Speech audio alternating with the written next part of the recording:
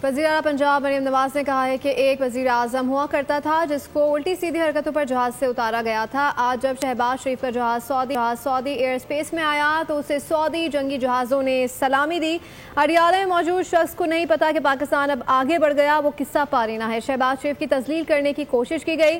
आज सऊदी अरब में जो इज्जत मिली है दुनिया देखती रह गई। सऊदी अरब ने कहा कि पाकिस्तान पर हमला सऊदी अरब पर हमला तस्वुर होगा, कभी देखी है इतनी बड़ी सिफाती कामयाबी। सऊदी अरब के साथ कॉन्ट्रैक्ट एक कागज का टुकड़ा नहीं, ये दिफाई मुआहदा बहुत बड़ा कारनामा है। हरमैन शरीफैन की पासबानी का शर्फ पाकिस्तान को मिला है।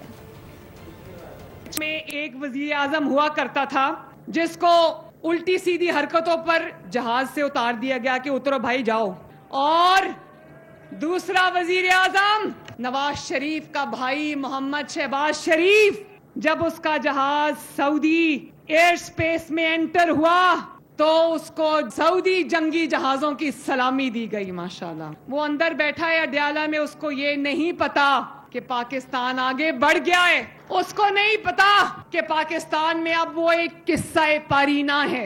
हरम शरीफ के बरामदों में उसी शख्स को जिसकी तजलील करने की कोशिश की गई, शहबाज शरीफ को आवाजें लगाने की, आवाजें कसने की कोशिश की गई, आज उस शख्स को अल्लाह ताला ने वो इज्जत दी है सऊदी अरेबिया की धरती में कि पूरा दुनिया देखती रह गई। माशाअल्लाह, सऊदी अरेबिया ने कहा कि पाकिस्तान पर हमला सऊदी अरब पर हमला तस्वर होगा, कभी देखी इतनी बड़ी सफारती कामयाबी। ये कॉन्ट्रैक्ट जो हुआ है ये सिर्फ एक कागज का टुकड़ा नहीं है, तमाम सऊदी अरब और हरमैन शरीफैन बिल खुसूस उसकी पासबानी का शर्फ पाकिस्तान को मिला। माशाअल्लाह, सब्सक्राइब करें और बेल दबाएं ताकि कोई खबर रह न जाए।